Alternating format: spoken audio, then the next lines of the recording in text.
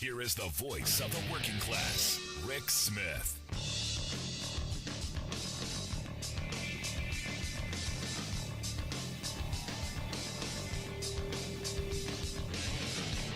And welcome, brothers, sisters, working class heroes. This is the Rick Smith Show. Thanks so much for being here today on the big program. Lots to get to, lots to talk about. It is Strike-tober. Another strike today. The focus at the BCTGM, the Bakery, Confectionery, Tobacco Workers, and Grain Millers International Union. Yes, it is a mouthful, but they went on strike today against the Kellogg Corporation.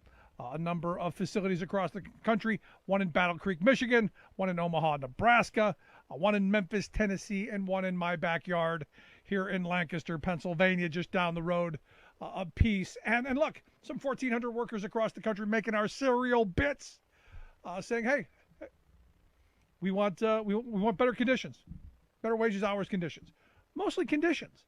We want to hold on to what we've got. We want to make our lives a little bit better. And this is good on them, something that has to be done in this moment. Because this is after a year plus, year and a half of, oh, you're an essential worker, you're a frontline hero, you're the folks who bailed us out during the lockdown and stuff. Work needs to be rewarded. And I found it very interesting that the company spokesperson, this Chris Bonner, had the audacity to go, well, we're disappointed by the union's decision to strike. Yeah, of course you're disappointed. This means that they're going to finally have found a spine and said enough already. And we're seeing this wave across the country, not just with the BCTGM, but with a lot of unions. In fact, right now we're waiting on the decision of what's going to happen with the IATSE workers. The stagehands, all the people who bring us the magic, the folks with the International Alliance of Theatrical Stage Employees, IATSE. There's some 60,000 employees and members across the country, of which, mind-blowing, and I wish democracy worked this way, because I say unions are nothing but workplace democracy. It's democratizing your workplace, giving you some bit of a voice, having the audacity to say, I would like to have say in the conditions under which I toil and for which the wages I earn and the benefits I get, all of that stuff. Out of their almost 60,000 registered members, over 52,000 of them voted. I mean, imagine if we had a democracy, a functional democracy here in the U.S., where of the 325 million people, actually 300 million of them bothered to vote. Can you imagine? And with, in this case, 99% of them saying they're ready to authorize the first strike in the 128-year history of IATSE. This historic, and again, people go, well, they're just greedy. No. It's not about greed. It's about working conditions, as most strikes have been, and most organizing campaigns. It comes down to dignity, it comes down to respect, it comes down to working conditions, safety. Wages are down the list, surprisingly. I know. We've been told for so long, lots of things that we've been told. In fact, lots of things that corporate America tells us that just aren't so. But in this case, you've got these folks, these craftspeople, the people who, the technicians, the folks who do all the work, the people who do all the work. You get the actors come in, they do their scenes real quick, and then they're off to their trailers. The people who clean up their mess, the people who make sure their trailers are there, the people who make sure the sets are perfect, the people who make sure they put the cameras in the right spot and tear them back down, put them back again later. Those folks that their names are way down in the credits, if at all. Those are the folks we're talking about. The people who actually make the movie possible. Not the person who goes out in front of the camera and pretends that he's acting. The person who actually does the work. And they're saying, look, we're coming out of this pandemic and we're not going back to those 16-hour days. We're not driving home where we're falling asleep half the time and crashing into things. Done. And especially now when you're seeing all of these online platforms like Netflix or Apple TV or Amazon, they're all doing their own movies and their own TV shoots, and they're all trying to cut corners. They're all trying to cut costs. And where does that happen the most? It happens off the backs of the workers. And these workers are saying, nope. We demand guaranteed, reasonable rest periods. We demand safer hours. We demand meal breaks. For sure. How dare? They demand, decent wages, decent conditions, respect. And it's going to be interesting to see if this happens. I mean, the first time in its 128-year history that these folks could go on strike, which means, sorry, Netflix, Apple TV, and the rest of you, those shows may stop. So get to the bargaining table. Figure this out. I'm thrilled to see so many strikes going on because, I still go back to in a country where you see no strikes, you see no democracy. Democracy is people marching their feet in the streets. All of them. So good on them. Today, President Biden was in Michigan. I find it interesting. Michigan, heart of the center, because Battle Creek, Michigan's where Kellogg is headquartered. But the president was in Michigan, Howell, Michigan, to be exact, where he was pushing his Build Back Better plan. He said, look, as a nation, we're at risk of losing our edge. And this is something I've been saying for, all 16 years of doing this radio program. That if we don't make things, if we don't build things, if we don't manufacture, if we don't have the brain capital, if we don't have the human capital to be able to take a chunk of something and turn it into something that has more value, we are going to continue to fall behind. If we can't create our own steel and turn it into whatever we need, we have a major national security risk. If we can't build the things that we need to exist and to survive, think of the last 18 months, then we're going to have real problems. And this administration has realized this. And look, as I understand, going back to during the Obama years even, when President Biden was Vice President Biden, he was calling for this stuff back then. Stuff that I, too, was calling for during the Obama years, because it's never changed. It's what we need. It's what the country needs to move forward. So today he gave the speech and did as we've been talking about the last couple of days. Got to get out on the stump and start embarrassing people. You got to start calling out names. You got to start selling what's in this Build Back Better plan. You got to do it. He said, look, our infrastructure's crumbling. We're losing our edge. We're losing our edge in education and manufacturing. And he's saying, look, we want to spend this investment to make us more competitive globally. This is an investment in the future. And I've been saying, look, it's something of a reset of the last 40 years to give the working class of this country a leg up and to maybe, I don't know, help them support their families a little bit. But he said, look, we're the largest economy in the world. We still have the most productive workers and the most innovative minds in the world, but we are at risk of losing our edge. And I don't disagree on any level. If we don't spend big, if we don't invest big in getting the things we need, the roads, the bridges, all the broadband access. I mean, it's ridiculous, the cell phone reception that I get. And I talk to people all over this area, and they say the same thing. It's terrible. The infrastructure's terrible. And in an environment where e-commerce is the future, or at least that's what we're told, how is it that you can live in a semi-rural area and get squat? So these investments are going to help us be more competitive, going to make our lives a little bit better, going to help create millions of new jobs, and it's going to help people. I mean, for me, that's the end of this road. And I was talking with someone today, and I said, and they can't figure it out. This person was a Republican voter. Not a Trump voter per se, but a Republican voter. So little older school mentality, not as crazy. But he's going, I don't understand. This is good for the country. It's something we've needed for decades. How come we can't get this done? And I said a couple of things. First, I do believe that the Republicans are dug in, that they're not going to give Biden and the Democrats any win.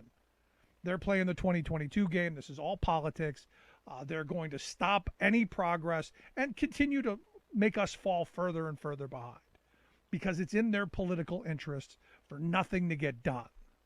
Just like, in a couple of years down the road, if Republicans take control again, it will be in the political interests of Democrats to not get anything done. The difference, and this is the difference, had Donald Trump in 2017 come out with a $1 trillion infrastructure plan, I guarantee you Democrats would have gone for it. I guarantee you Democrats would have voted to move that along. And you go, well, how can you know that? Well, when Trump came out with his first COVID plan, if you remember, the first bit of money coming out to people, Democrats voted for. They weren't on the scorched earth bandwagon. They weren't on the, we're going to make him look bad. They were on the, hey, how can we make people's lives better? How can we do the right thing? And this is the difference. This is the difference of the mentality between the two parties. I hear people tell me all the time, but Rick, the Democrats and the Republicans, they're all the same. No, they're not all the same. The Republicans will burn your house down. And they'll tell you they're going to burn your house down. And then when you try to put it out, they're going to push you in the house. Because that's the mentality. If they, like a 2-year-old in the cereal aisle, kicking and screaming because they want the toy. If they don't get it, they will destroy everything. And this is what we're seeing. You look at this budget reconciliation that they want the Democrats to have to take all of the debt ceiling through. Understand, we went through a drunken spending era during the Trump years. $7.8 trillion Donald Trump spent. $7.8 trillion. They basically went for the best lobster dinner with champagne you could possibly find anywhere. They gorged themselves on the best of the best. Filet mignon, Dom Perignon, you name it, they had it. Stuffed it in doggy bags, gave it to the actual dog, threw it out in the back, whatever they could do. And now they're trying to skip out on the check. And they're not even trying to hide it. They're coming right out and saying, no, we're going to hold the world hostage because we don't want to pay our own bills. Because we know over the administrations, the Republican administrations spend much more frequently and in much bigger numbers and much deeper debt than the Democrats do. Because Democrats always fall into this idiocy of we got to be somewhat responsible. We can't be seen as tax and spend liberals. No. We've got to be responsible because we got to think about this or that, or where Republicans are like, what? We got the credit card? Party time! It's weekend at Bernie's, and there's nothing that they won't spend on except for things that help actual people. Money for the wealthy? Done. Going to overspend on military stuff? Absolutely. Feed a hungry child? Oh, no. Pull themselves up by their bootstraps. Now, granted, they don't have bootstraps, but maybe they can pull anyway. Just hope they're a boy. It's crazy where we are. And you got Mitch McConnell right now, dug in. They're you got Mitt Romney, who's saying, dug in, going to filibuster any debt increase. And you go, where were you before you spend the money? Where were you during the $7.8 trillion drunken spending spree of the last administration? Oh, that's right. You were complicit. And now that it's politically expedient, and understand what this is. This whole debt ceiling debacle is about making sure we don't get the infrastructure investments that we need. This is about gumming up the system. This is about tying the Democrats in knots so that they can't move forward on the Build Back Better plan. And really what they hope is that the Democrats will shoot themselves in the foot and not get the bipartisan bill either, so that we're going to go another 10 years without investing in the future of this country, that we're going to leave another 10 years down the road where our kids are going to be further behind than the rest of the world. But at least the Republicans will have won the battle, while the rest of us end up with what we get: crummy cell phone reception, bad internet, roads where we've got to get the front end aligned half the time, no public transit to speak of, climate change another decade worse, and forget about it by then. All the things that are in this, gone. And I'm not even talking about the human stuff. I'm not even talking about the early childhood education stuff that's going to make our kids a little more competitive the technical, the free community college and technical school stuff that I'm hoping can get passed. That'll make our kids much more competitive as they enter the workforce. No, none of that. Not even talking about the chompers and the glasses and the hearing aids for Granny. No, I'm not even talking about that stuff. Or family leave that's going to help people take care of an aging parent or a sick loved one, or paid leave that you can take care of a child that you bring into the world. No. Why should we do that? Why should we be like the rest of the industrialized world? We should be like we are, broke and angry and living under an austerity kind of mindset. But at least the Republicans will have won.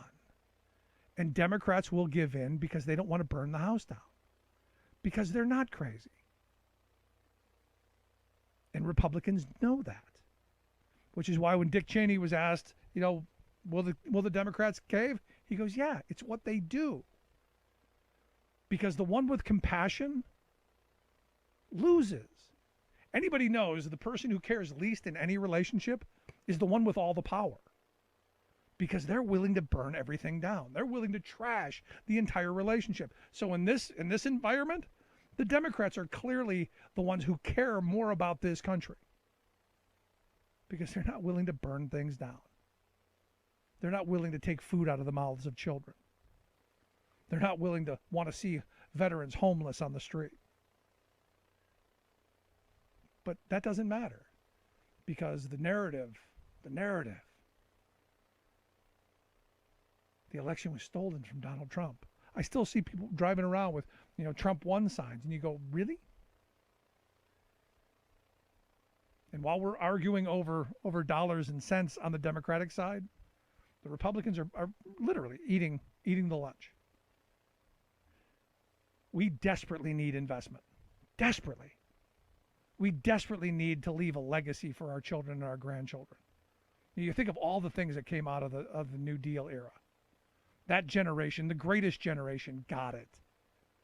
That they needed to make their lives better. They needed to do what they needed to do to rise to that moment, to make things better. But also to leave things for their children and their grandchildren, and even their great-grandchildren. Because that's how much they did. And it's how little we've done. Which is why desperately we need the investment. So good on Joe Biden. Good on him for getting out. And I hope there's going to be more of this shaming because we desperately need it. I got lots to get to, lots to talk about. Going to take a quick break. Right back with Carl Rosen, the president of UE. Right back after this. Stick around. Nothing more American than workers standing up, and the union gives a voice to win. On the Rick Smith Show. I'm Rick Smith, and this is Labor History in 2. On this day in labor history, the year was 1886. That was the day Henry George accepted the nomination to run for mayor of New York on the United Labor Party ticket. In cities across the country, trade unionists met to found state labor parties and to hammer out political platforms for local and state elections. In New York City, ULP advocates issued the Clarendon Hall platform and nominated Henry George as the ULP candidate for the mayoral race. George had gained prominence with the 1879 publishing of his book, Progress and Poverty. In it, he addressed private land ownership as the basis for inequality and advocated for a single tax system. At New York's Cooper Union that evening, where thousands of supporters gathered, George addressed the crowd. He presented the ULP platform of higher wages, shorter hours, better working conditions, government ownership of railroads and communications, and the end to police repression. Burroughs and Wallace described the scene that night in their book, Gotham, A History of New York City, to 1898. During his speech, George declared, quote, "This government of New York City, our whole political system is rotten to the core." He argued that politicians had made a trade out of assembling votes and selling them to powerful interests. What business got in return was police protection, lax enforcement of housing and health codes, friendly judges, and fat franchises. To purify the political order, working class voters had to sever ties to all the established parties and choose from their own ranks. For a party that had just been founded weeks before, George came in second. But like its sister organization in Chicago, the New York ULP would split over issues of socialism within a year. Labor History in 2 brought to you by the Illinois Labor History Society and The Rick Smith Show.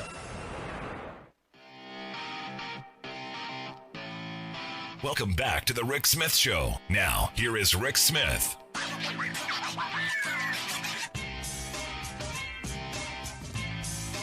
So as I said, we desperately need massive investment for the future. Our children need it, but we need it too. I mean, at the end of the day, the jobs that will be created, the reverberation effect across economies, and we can get into all that wonky stuff, that how it's going to be good for the economy, it's going to be good for workers, it's going to be good for people. And it's what we need. And this is what I'm hoping Biden will be doing in the coming weeks. Get out on the stump like he was today, hammering on the fact that we need it, and telling stories of how it's going to make people's lives better. Tell those stories. And here to share some thoughts on, well, what we need to be doing as the Democrats are arguing over numbers. Is it $6 trillion? Is it $3.5 trillion? Is it 1.5? Is it 2? I don't even know where we are on the scorecard. But I've asked Carl Rosen to come talk with us. He's the general president of UE United Electrical, their website, ueunion.org. Carl, thanks for taking some time for us. Great to be here, Rick. Happy to join you and your listeners. So I'm looking at this, Democrats are in this fight over numbers. Is it going to be 6, 3.5, 1, 2, 5? Who knows? And we're not talking about what's in this bill that's going to make people's lives better. No, that's right. And I think that's something that members of the Progressive Caucus have been doing very well, is saying, let's talk about the issues that are here. Let's talk about expanding Medicare so that it covers hearing and dental and eye care and gets to a lower age and brings down the cost of prescription medicines. Let's talk about providing quality childcare for everyone in this country, so folks who want to work can work, and so that kids all get an equal start in life. Let's talk about making sure that there's care there for our seniors. Let's talk about making sure that there is a planet here for us where we can live by starting to make the investments, and only a down payment, but at least start to make the investments that are needed to deal with climate change, either to protect areas that are under threat because of climate change, or to start making the conversions that are needed and put people to work at good wages, union jobs, doing the work that's needed to have non-polluting industries instead of polluting industries, yep, whether it's an energy field or any other area that makes use of carbon-based products. No. So there's a tremendous amount in here that's all extremely important. But what's most important about it is it's from the bottom up. This is not trickle-down economics. That's why the right wing is so upset about this. That's why the corporate sponsors are so upset about this. This is starting from the bottom up rather than the other way around. No, and that is the important part. And I've been saying it's a reset of the last 40 years. It's undoing Reaganomics, the supply side voodoo Reaganomics that have really put us in this place. And I've had people tell me, well, we were missold this it was that it was going to trickle down. We were scammed, and I'm going, we weren't scammed. Trickle down worked exactly the way it was supposed to. All the money goes to the people at the top, and the rest of us are looking up waiting for something that is never going to come. You knew it 40 years ago just as well as we knew it now. That's exactly right. Follow the money, and we need to follow the money to the right places this time. There's a tremendous amount of money in this country that can easily cover the reconciliation bill and a lot more. I mean, the original figure was a lot better. The $6 trillion they were talking about, we should have done it. The $3.5 trillion was already a compromise on that, and now they're wanting to chop it down further or not at all. I mean, it's just an outrage. No, it's absolutely crazy. And you look at this, and good on you guys for standing up and telling the Progressive Caucus to stand firm. There's some, and look, I'm somebody who says we got to take what we can get when we can get it, but you still got to fight for what you want before you get what you can. So I'm of the mindset you go, hey, we should be pushing for more, and good on them for doing it. That's right. And there are also many other important elements that have been stripped out of this bill too, that ought to be there. And let's remember, we're only in this situation because the U.S. Senate is allowed to function as an anti-democracy institution where it requires 60 votes to get something passed under normal conditions. And that's there, you know, I mean, that traces back to the history of slavery. We know that. And that's there to keep from the American people from being able to get what they support in overwhelming numbers. And people in the U.S. in overwhelming numbers support everything that's in this reconciliation bill. And it's only because we have this cockamamie filibuster combined with an unelected parliamentarian who can declare certain things out of the bill on arcane rules that, and you know, and it's all a shell game. They can get that, you know, they've got all kinds of ways to get around that parliamentarian if they really want to. It's giving people political cover as to why things aren't included. No, and this is one of those moments, Carl, and the reality is, and you hit it right on the head.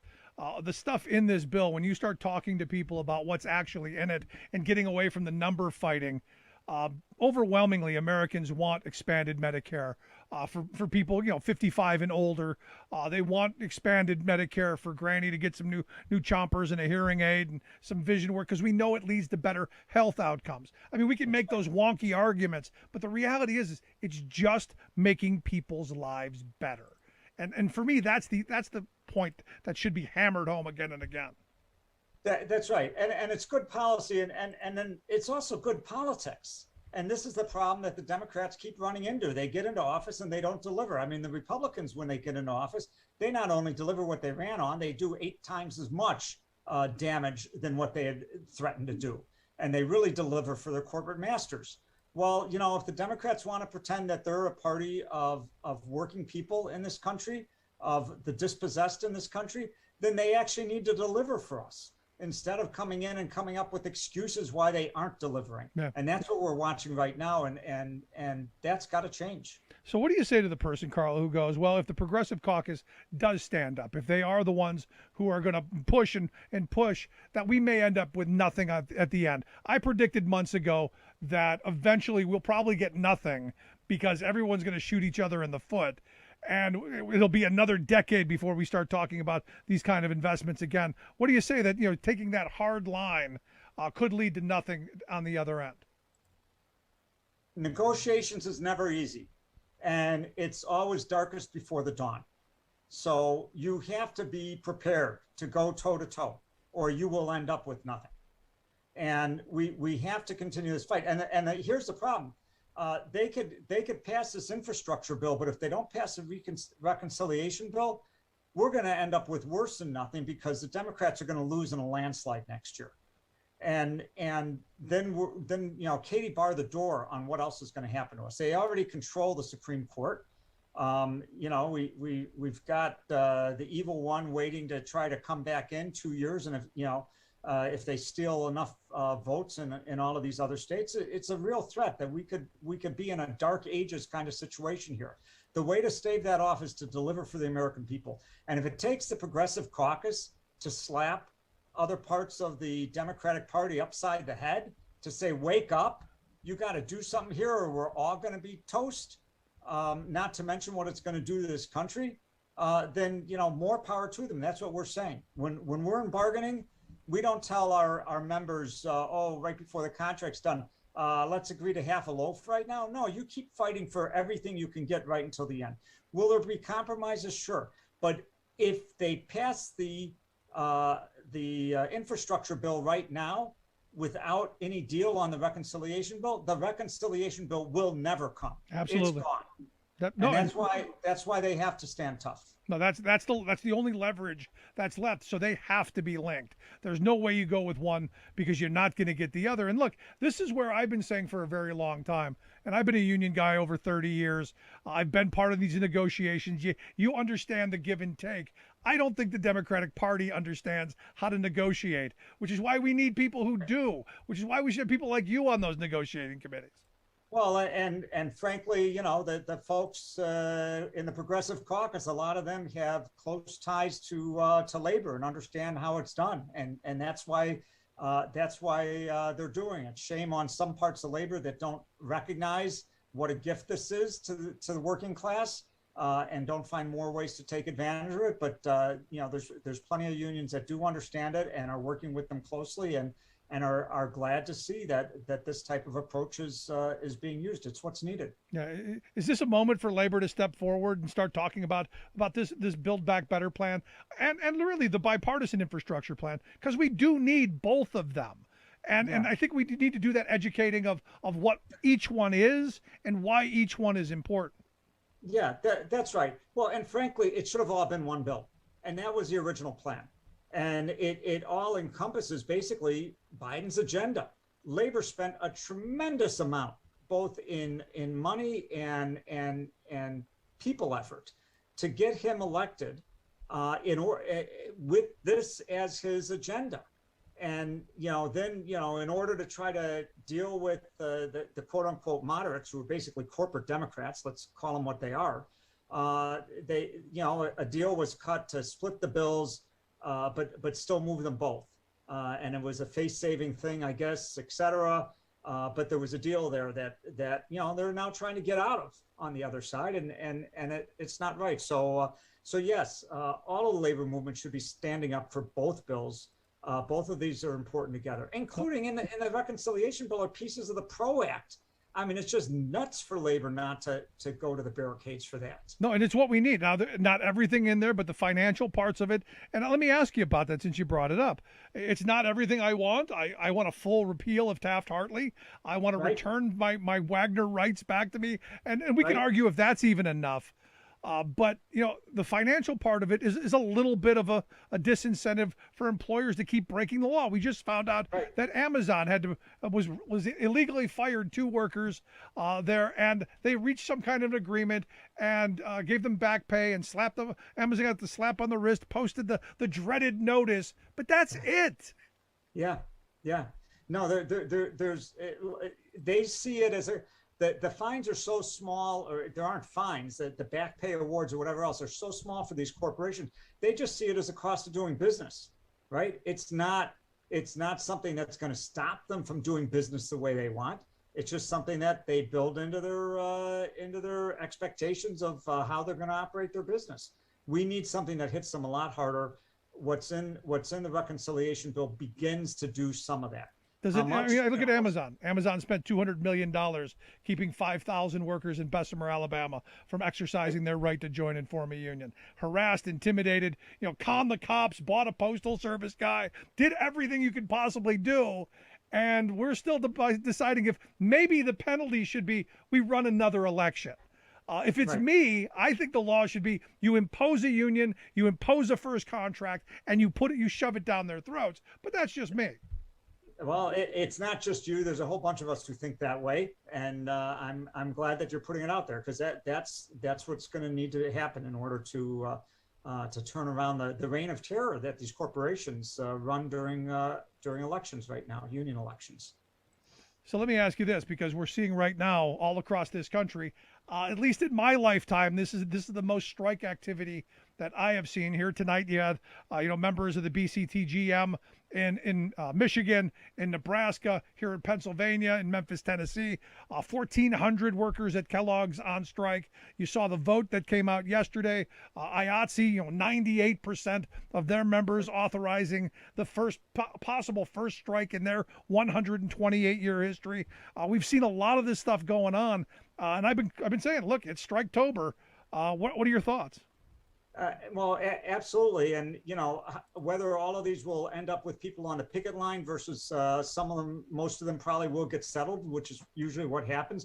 But the fact that the threat is being made, the fact that these votes are coming in such overwhelming numbers and huge participation, my hat's off to IATSE with their folks are spread all over the country. And for them to get a huge 90% turnout and then well over 90, like 98% in favor. I mean, that's just great. And, but it sends such a strong message to the employers that gets the employers to think, hey, maybe we got to do something. But this isn't happening in a vacuum. This is happening because workers are fed up, and they've been fed up for a long time, but they're now seeing an opportunity. And the pandemic has made things worse for workers, but it's also liberated workers to a certain extent. That they've said, hell no, I'm not going to keep doing a crappy job for low pay, and also putting my health and my family's health at risk, maybe my life at risk, and we're not gonna stand for it anymore. So this is great that this is happening. I would say, you know, I mean, you look back a couple of years and you had all of the teacher strikes, right? And they kind of caught, one happened and then it led to the others, et cetera. We're in a little bit of a similar circumstance, but now it's over in different sectors of the economy. Yeah. Sectors that really have been on their back for a long time in terms of real fight back. I mean, manufacturing has been very tough to do organizing in, and very tough to get workers to go out on strike because they've been afraid they'll get replaced, you know, and that other jobs that are out there are no good either. And, you know, one of the things that helps is, frankly, the whole fight for 15 has actually resulted in lifting up wages in a lot of places. And, you know, why work at a crappy job that's, you know, putting your health at risk when you can go get another job that's maybe less stress and less wear and, you know, pretty close to the same wages, and none of them have any decent benefits anymore. I mean, you know, there's no reason to stay there. Yeah. No, and this is one of these things I've been saying, you know, we're seeing the organized workers, you know, taking this moment, seizing this moment for better wages, hours, conditions, dignity, respect, all of that stuff. But the sad reality is you've only got about 6% of the private sector workforce that are in unions. That means the rest of the workforce is getting hammered to death, and they're not able to go out and strike like this, which is why I'm a big fan of, we need to get something done through the PRO Act. We need to get something done to make it easier for those 94% of workers to have the same rights, the same power, the same ability as their union brothers and sisters. Absolutely. But also, even in non-union workplaces, workers are standing up and fighting back. They won concessions during the pandemic, health and safety things. You saw it in a lot of places. You know, we've got a project called the Emergency Worker Organizing Committee, EWOC, that we started jointly with DSA, Democratic Socialists of America, and UE put it together, where there are literally hundreds of volunteers from all kinds of union backgrounds, not just ours, many others too, who will talk workers through with how do you fight back, how do you win immediate gains, and how do you maybe also turn it into a union organizing drive. And so people should reach out and take advantage of that, and it's happening all across the country, and it's part of the big upsurge. No, it's most certainly something we absolutely need to be doing more of. Workers talking to workers and raising conditions for everyone. And when in a couple of weeks, I'd love to have you back and talk about that and how we can get more people joining and informing and fighting this. Because at the end of the day, the only way we get a working class as prosperous as the ones that my grandparents' generation left us is if you're taking to these picket lines. But Carl, I appreciate you taking some time for us, sharing your thoughts. Good on you, brother. Thank you much. Great being here. Hope to see you again soon. You as well. Carl Rosen, General President of the UE, the United Electrical. Make sure you check out their website. ueunion.org is that site. Going to take a quick break. Right back after this. Stick around. You're listening to The Rick Smith Show. We're working people. Come to talk. Remembering that united we bargain, divided we beg. Rick Smith.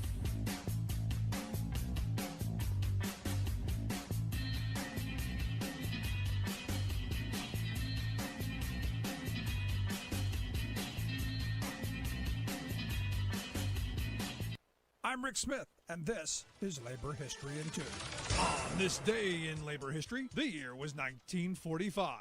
That was a day known in Hollywood as Black Friday. After World War II, the movie industry began to rake in profits. But they did not pass those profits along to their employees. 10,000 members of the Conference of Studio Unions were on strike. They were part of the Brotherhood of Carpenters and Joiners. They were also in a jurisdictional battle with the International Alliance of Theatrical Stage Employees, or IATSE, over who should represent stage decorators. The strike wore on for half a year. The studios had more than 100 films backlogged and were able to wait out the strikers. But as the strike continued and the studios remained silent, pressure mounted. Despite the tensions between the two unions, thousands of IATSE members refused to cross the picket lines. On Black Friday, the strikers decided to concentrate their efforts at the Warner Brothers Studios gate. 300 picketers gathered to hold the line. Scabs, hired by Warner Brothers, tried to drive through the workers' picket lines to the studio. Variety accounted what happened next, writing, quote, "Strikers deployed from their barricades, halted non-strikers, and rolled 3 automobiles on their sides. By noon, reinforcements arrived from both sides." Firemen were called in to turn their hoses on the striking workers. Warner Brothers security deployed tear gas. Common for the time, accusations were hurled that the Conference of Studio Union strikers were communists. As a result of the strike, the Conference of Studio Union's employees were assigned to other jobs in the studios. When they refused, they were locked out. The union never recovered. The violence at the Warner Brothers Studios gate also helped to fuel the passage of the Taft-Hartley Act through Congress, which eroded union protections. Like what you hear? Check out more at laborhistoryin2.com.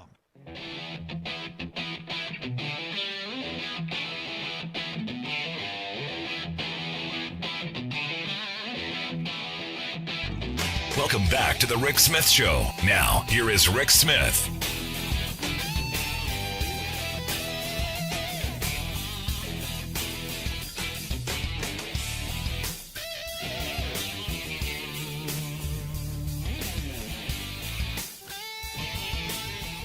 Welcome back to the Rick Smith Show. Check out our website, thericksmithshow.com. Questions, comments, something on your mind, you can email me, Rick, at thericksmithshow.com. So, some trade deficit numbers. Trouble. Evidently, our trade deficit in August up to $73.3 billion. That's a 1.4% increase above July of 70.3. And we're back on track. Record deficits. Yay! Evidently, the pandemic is changing, and our appetite for foreign-made goods, well, rising. And this again brings me back to what Joe Biden was talking about today. We're losing our competitive advantage. We're losing our edge, and we've got to reshore manufacturing. We've got to build the things of the future that we need, and we need to do it. Well, we need to do it right here. And here to share some thoughts on maybe how we get to do some of that, I've asked our good friend Scott Paul. He's the president of the Alliance for American Manufacturing, to come share some thoughts on, well, what the president had to say today and what the trade advisor had to say on Monday. Scott, thanks for taking time for us. Hey, Rick, it is good to be with you, even though there was bad news about the trade deficit, of course. Yeah, I mean, this is another one of those moments where you go, Houston, we got a problem. Yeah.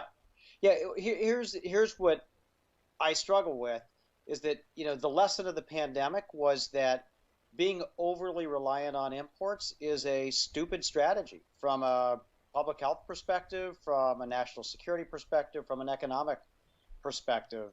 And there were all these earnest efforts, from political figures and from the business community say, we're going to get this right. We're never going to, be put in this situation again. Yet here we are 18 months later, and the situation is that the trade deficit is growing. And just in case your listeners don't know what that is, that's the difference between the volume of exports that we're sending out of the United States to other countries and the volume of imports that we're taking in from other countries, mostly China. And we've been running trade deficits for a very long time, but there can be a strategy to bring that down. It starts with reshoring some of that manufacturing, what Joe Biden has been talking about.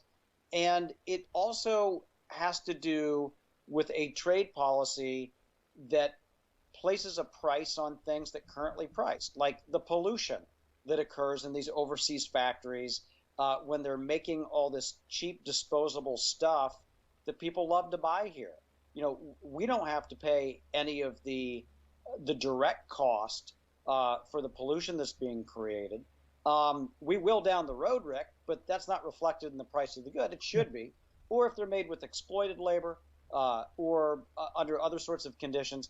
And so what does this mean at the end of the day? Because people do like to get cheap stuff. It's like, from a consumer perspective, just take a minute to think about your purchase. And why not buy something more durable that's going to last for 10 years, even if it's going to cost you 10% more Yep. At the when you're purchasing it. And from a societal perspective, think about the cost when we lose these factory jobs. I am sure there is not a person out there who hasn't lived in a community or known someone who has lost their job in manufacturing, who has seen what happens to a community. It is hard for that community to recover. And it may get jobs back, it may bring the unemployment rate down, but those are not going to be well-paying, family-supporting jobs. and it spirals that community or the neighborhood into poverty or near poverty conditions for a lot of folks. And it takes a generation or two to recover from that. And so this stuff is easy to lose. It's hard to get back.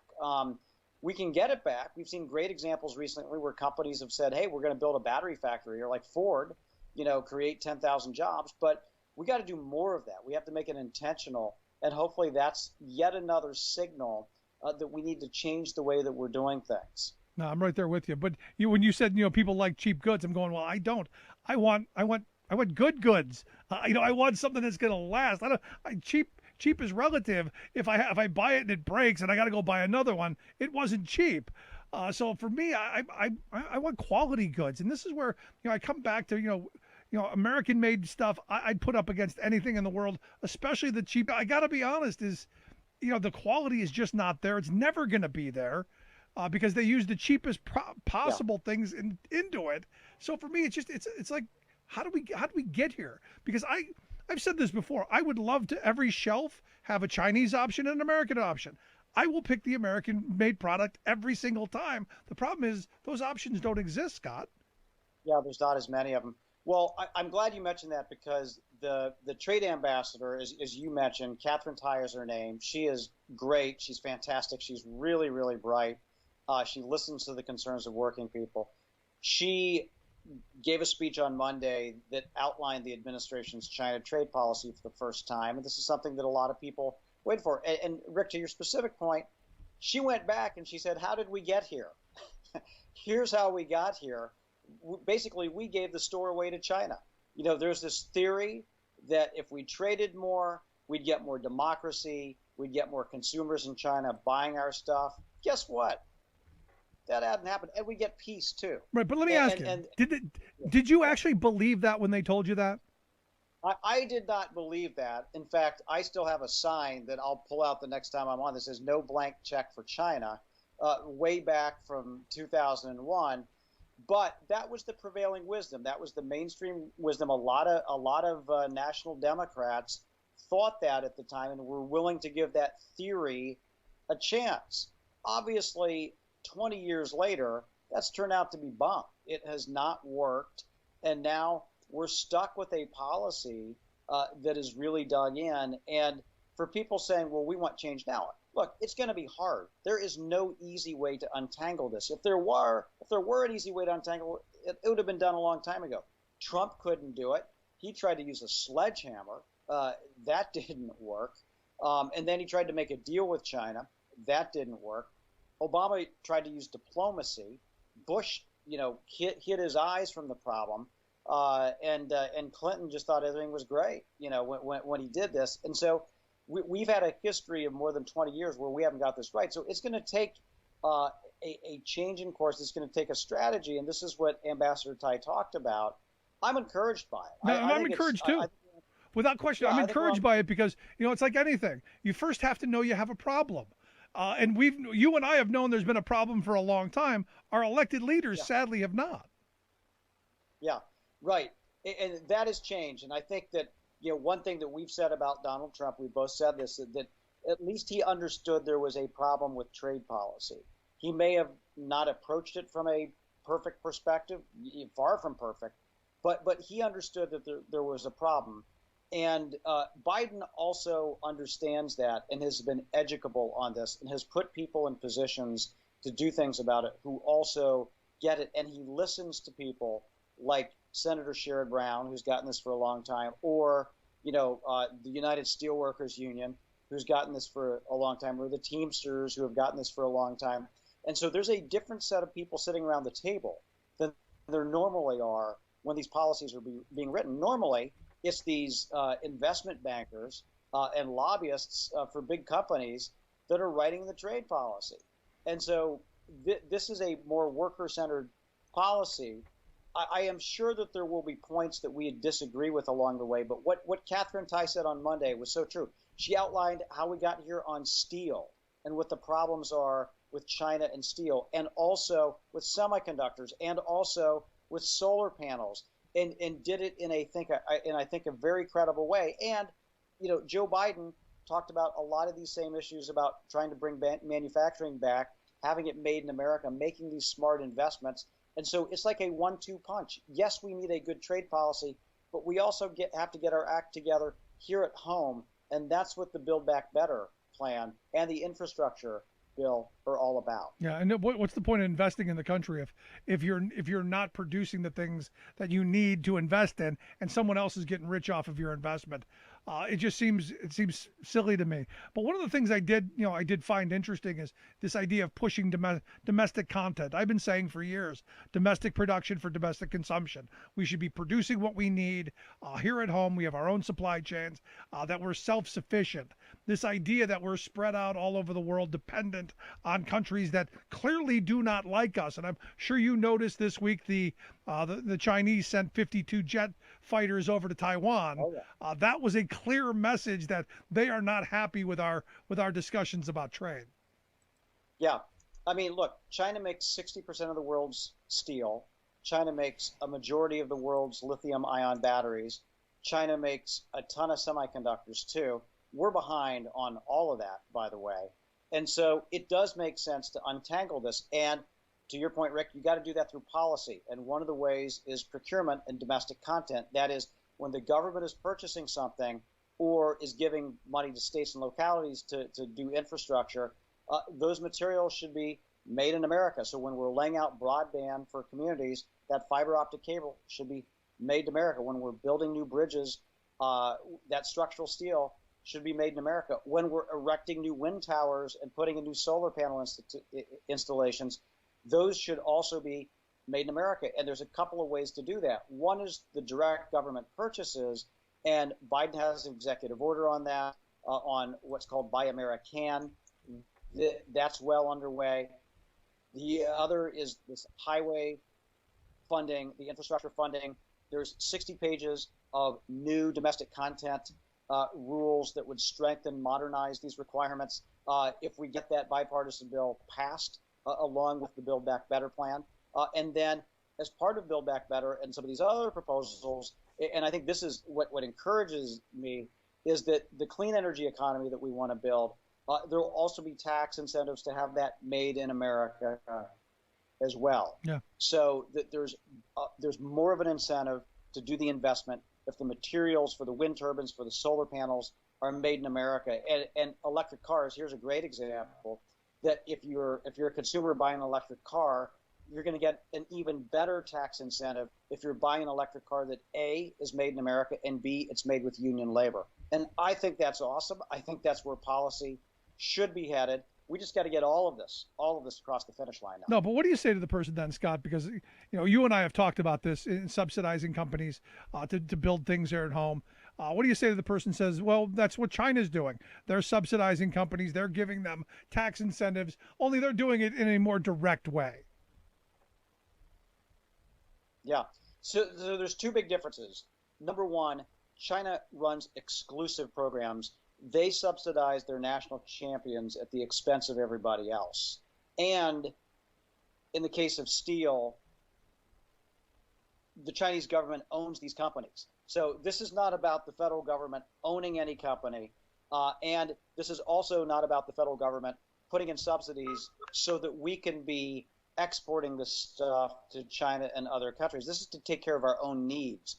China has what we call excess capacity, and they use these subsidies so that the Chinese producers can ship their excess steel abroad. They can ship their excess solar panels abroad. They can ship their batteries abroad. And so that's the major difference with all of this. We've had an industrial policy in the United States since the time of the Washington administration. It's taken different forms, but we've had it. And this idea that you can't do it is one of these ideological right-wing things where it's like, oh, multinational corporations know best, leave them alone. Well, that has brought us shortages, supply chain disruptions, and a total reliance on China for key materials and products. It was a dumb strategy from an economic perspective, from a national security perspective, from a public health perspective, and from a clean energy future perspective. And I'm glad the Biden administration recognized this. I'm glad a lot of Democrats in the Congress recognize this, and I'm glad even some Republicans in the Congress recognize this as well. No, it's something we most certainly need. And look, we need to protect our steel industry. I mean, you guys just had a forum recently with a couple of congressmen, Congressman Lamb here from Pennsylvania and others, talking about, hey, how do we save our steel? Because everything comes back to steel. And one of the things that came out of your presentation was the amount of steel that we make compared to what China makes, and it was some just incredible number that basically the amount of waste that China has is what we produce almost. Yeah. So there is I'm going to throw some stats out there, but the United States more or less makes about 100 million metric tons of steel a year, a little less than that. The global excess capacity, that is, there's more steel mills than there is demand in a normal year, is between 600 and 700 million metric tons a year.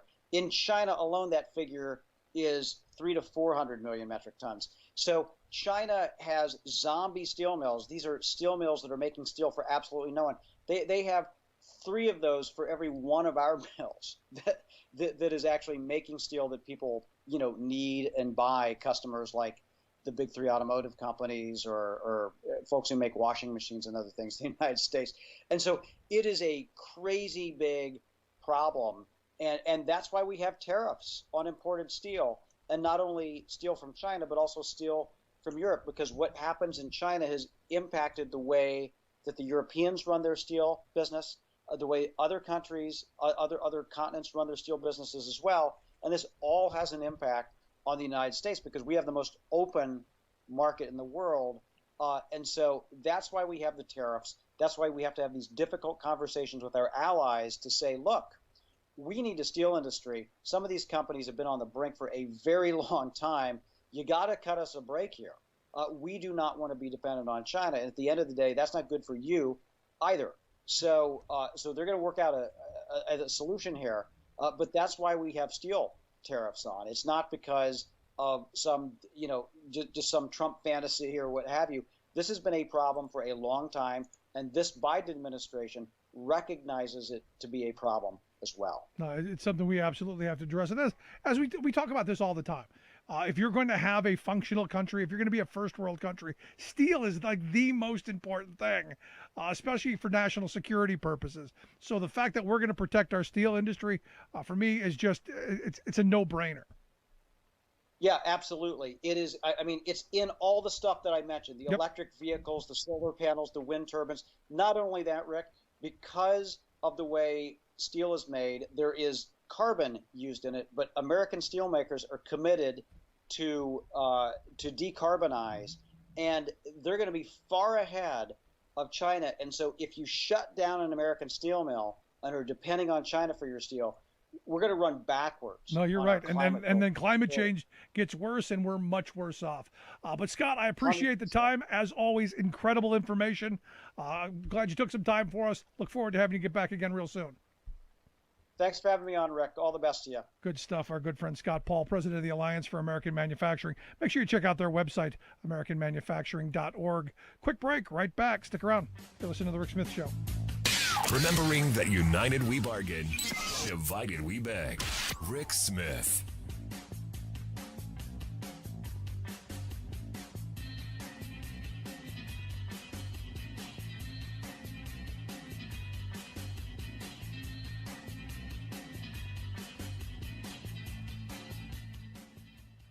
I'm Rick Smith, and this is Labor History in 2.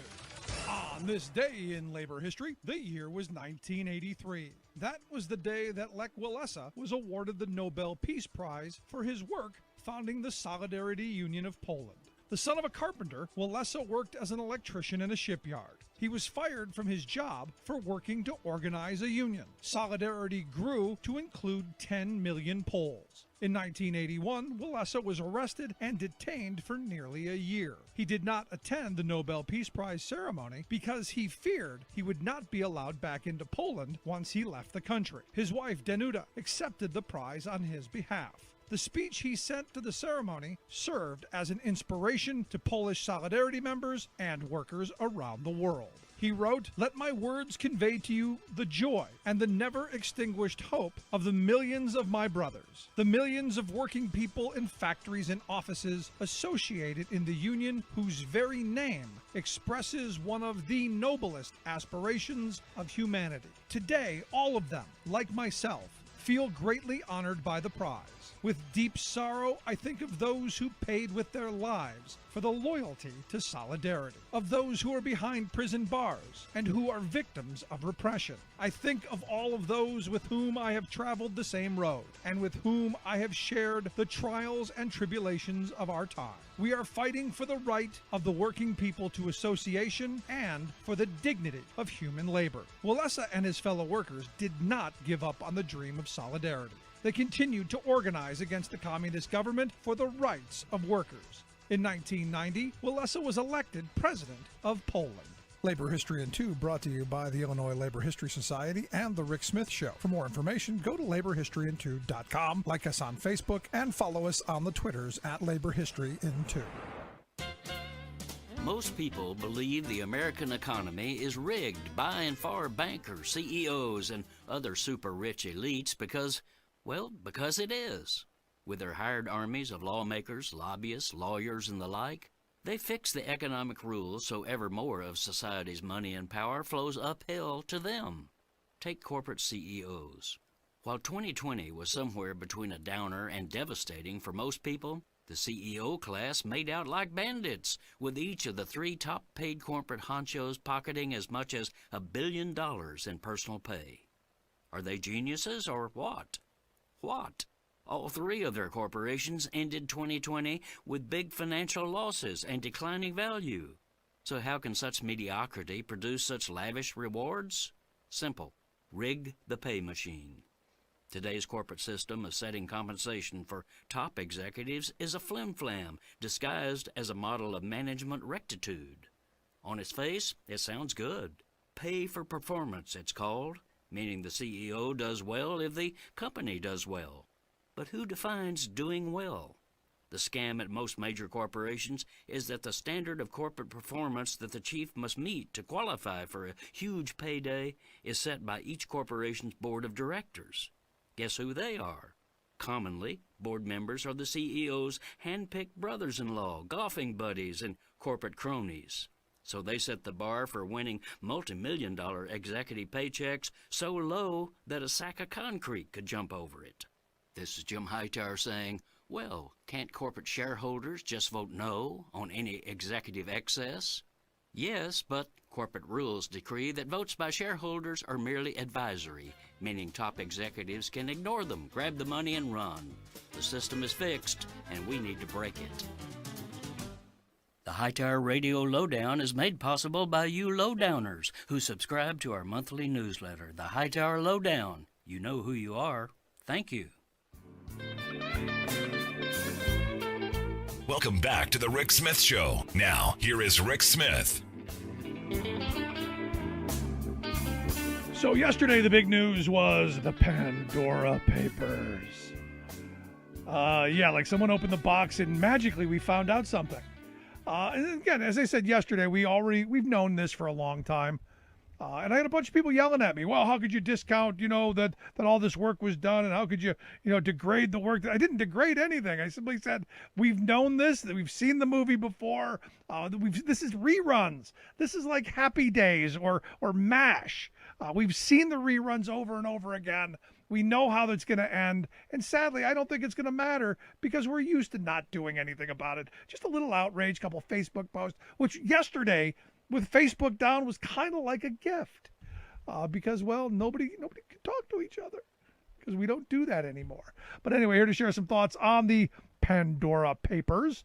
I've asked our good friend Bob Lord to come back and talk to us. Bob's the counsel to the Americans for Tax Fairness Group, also associate fellow at the Institute for Policy Studies. Bob Lord, thanks for taking time for us, man. Oh, thanks for having me. So Good to be here. Let's start with my basic premise. Virtually everything in here we already knew. And we've known a couple of times over.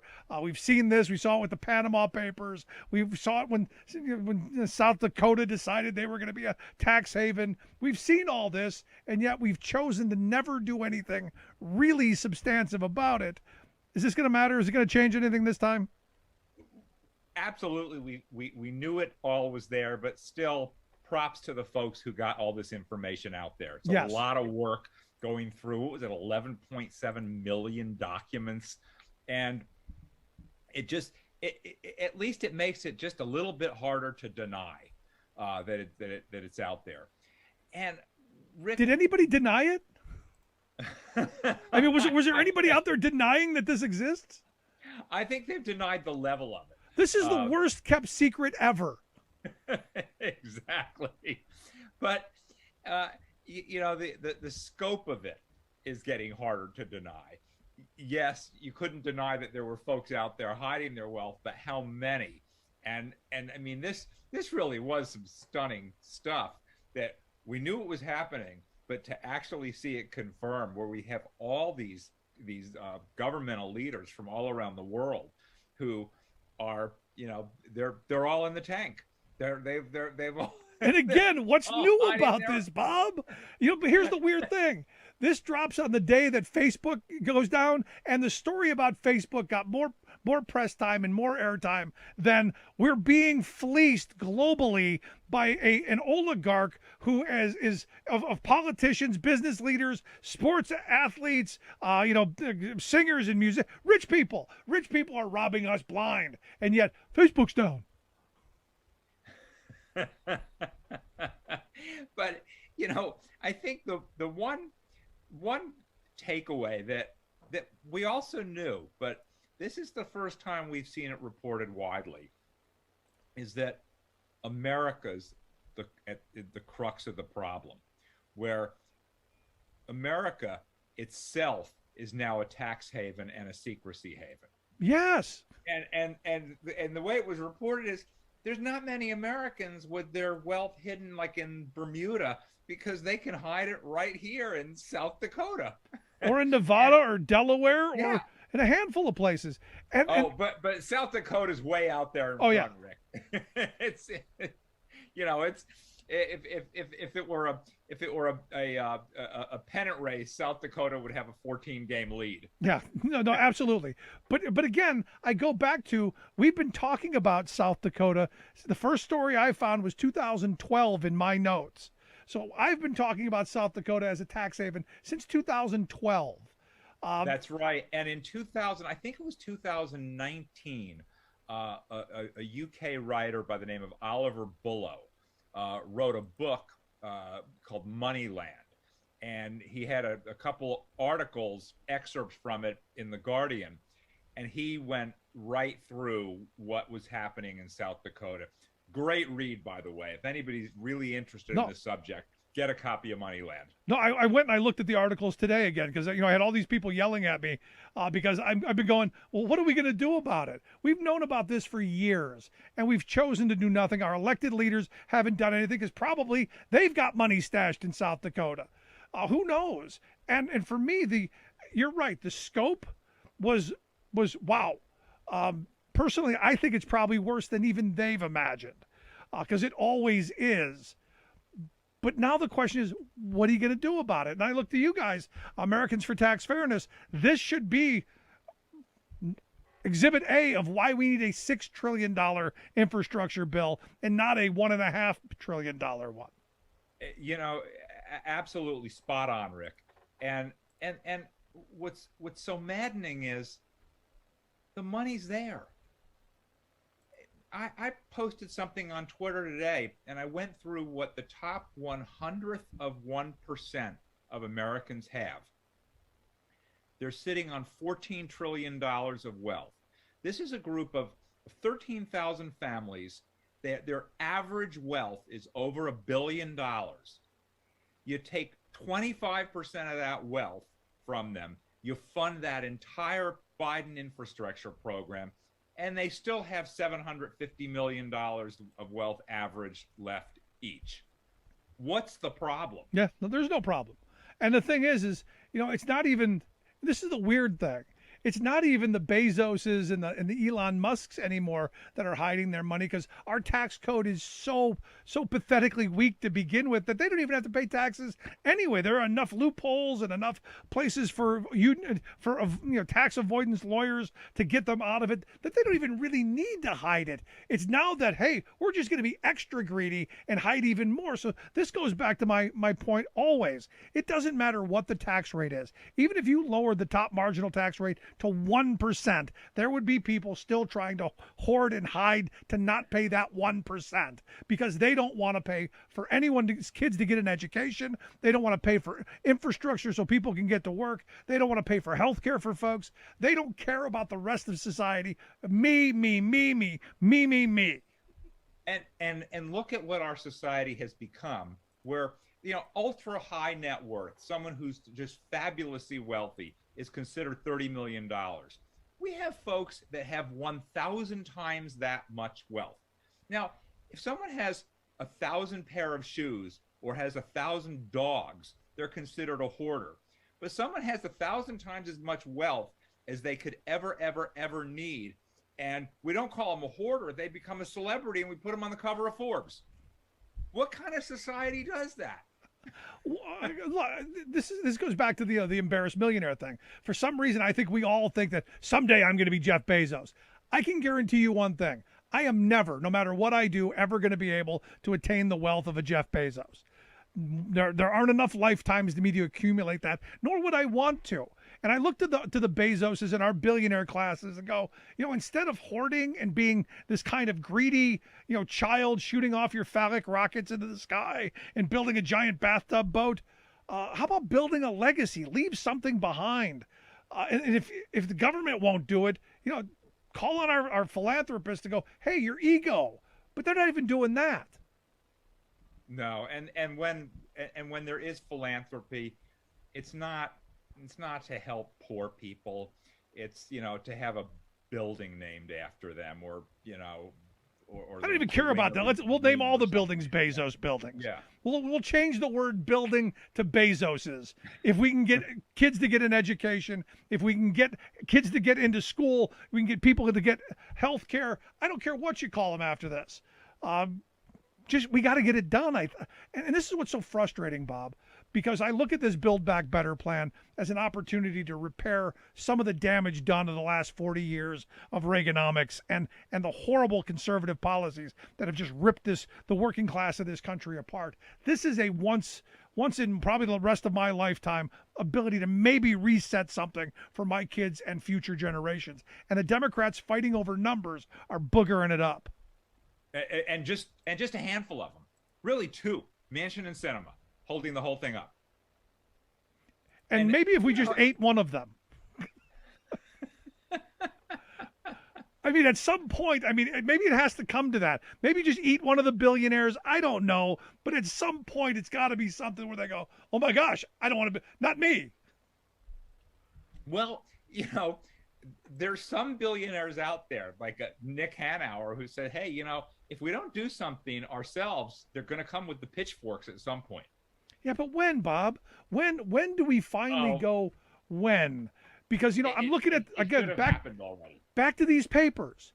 I spent an entire day going through the incredible waste, fraud, abuse, the thievery, the hoarding, the greed, all of this stuff. Looking at the King Abdullah, looking at Putin's mistress, Tony Blair. Go across the globe, the president of Kenya. Go and look at these people literally taking food out of the mouths of children to enrich 10 generations down the road, and nobody's got a damn pitchfork.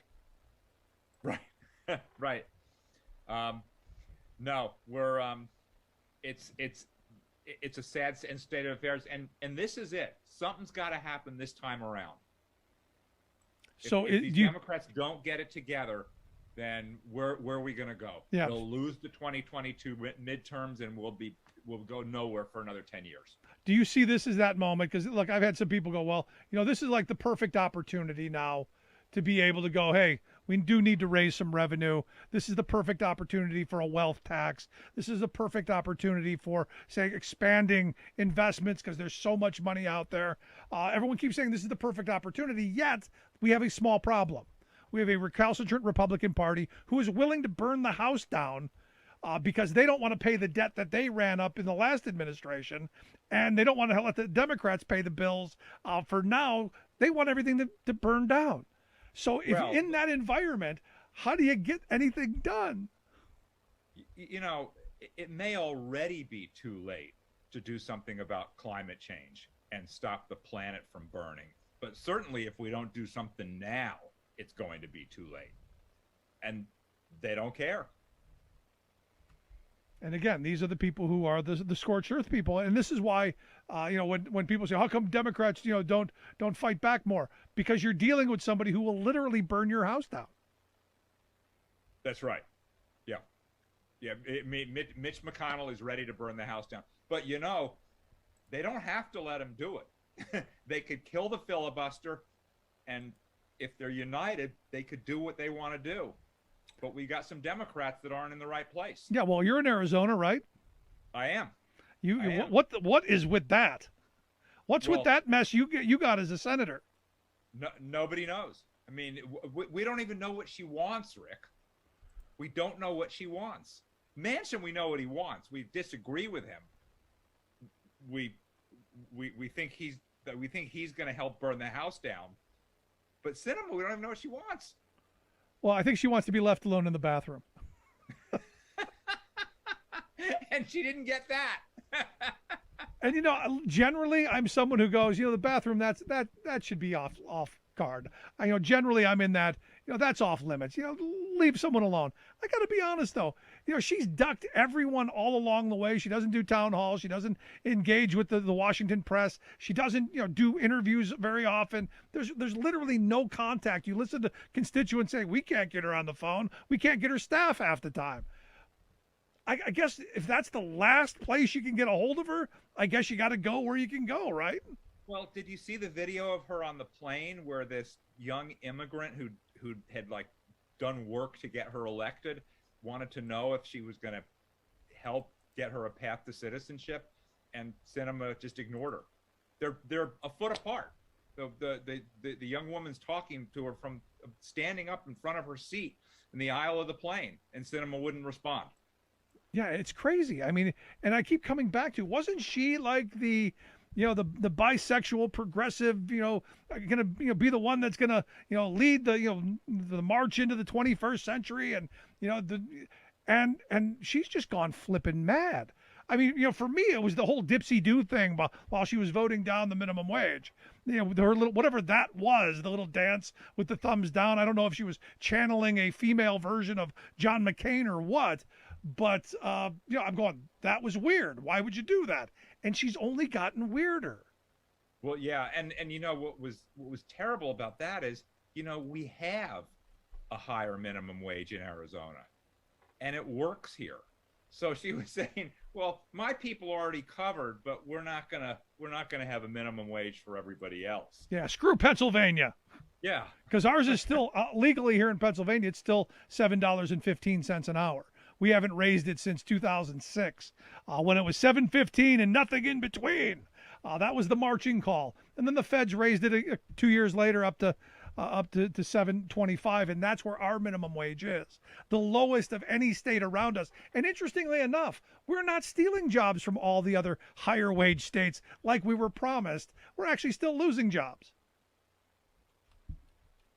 Well, because the wages that workers are paid are a tiny fraction of the cost of doing business. They could raise the minimum wage to $15 an hour tomorrow across the board. These corporations would all be just fine. Right.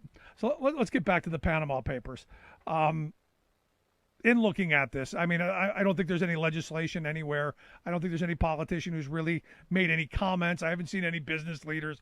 It's quite interesting that nobody's really came out that I can see. Maybe somebody who has made some definitive statements on this. But it's interesting that it's kind of been, in the power circles, a lot of silence. There's been a lot of silence. I mean, some of the tax legislation will cut back on what South Dakota is doing a little bit, but it's not enough. It's just not enough. I mean, for these dynasty trusts to go on for hundreds of years, I think we talked about this on another show, Rick. We're literally going to have families with trusts holding trillions of dollars. Yeah. How See, this is what we crazy do. is that? We find that building in South Dakota that's got like 20,000 companies in it, and we bomb it. Oops. Sorry. You just lost all your wealth. It's over. Now go get a job. Pull yourself up by your bootstraps. I'm not part of that. You're on your own, Rick, on that one. I'm behind you on most stuff, but not there. There's nobody in the building anywhere. They're just P.O. boxes. There's nobody there. We're not talking about taking people out. We're just taking these trusts out. All of these pass-throughs where all this money's hoarded, just bomb the whole thing. Bomb the money. Bomb the money. Now go get a job. There's got to be a way to go. And I'm not inciting terrorism. I was joking. I don't have the capacity to drop a bomb on a building in South Dakota. But legislatively, we should be able to do something along those lines. There's my point. So there it is. But, Bob, I appreciate you taking a little time for me, even if we did go somewhere off a rail. Thanks, Rick. Good stuff. Bob Lord, Council for Americans for Tax Fairness, who does not, under any way, shape, or form, endorse bombing the trust buildings that are holding all of the billionaire cash. He had nothing to do with that. But I'd love to hear your thoughts. Should we have a legislative fix to how we get rid of all this? Email me, rick@thericksmithshow.com. Quick break. Right back after this. Stick around. You listen to The Rick Smith Show.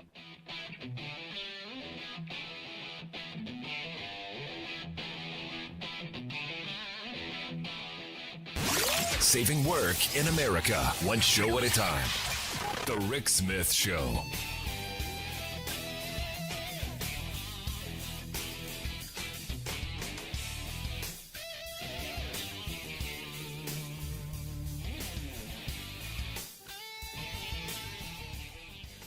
I'm Rick Smith, and this is Labor History in 2.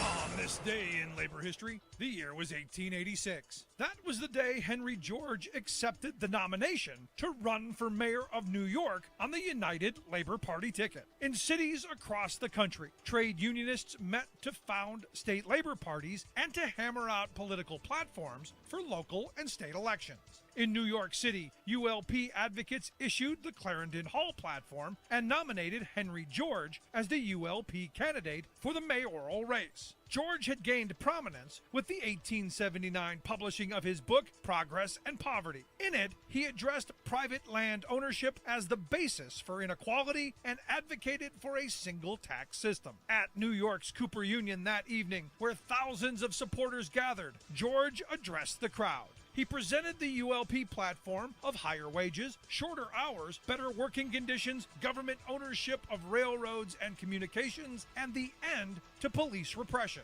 Burroughs and Wallace described the scene that night in their book, Gotham, A History of New York City, to 1898. During his speech, George declared, quote, "This government of New York City, our whole political system is rotten to the core." He argued that politicians had made a trade out of assembling votes and selling them to powerful interests. What business got in return was police protection, lax enforcement of housing and health codes, friendly judges, and fat franchises. To purify the political order, working-class voters had to sever ties to all the established parties and choose from their own ranks. For a party that had just been founded weeks before, George came in second. But like its sister organization in Chicago, the New York ULP would split over issues of socialism within a year. Labor History in 2 brought to you by the Illinois Labor History Society and The Rick Smith Show.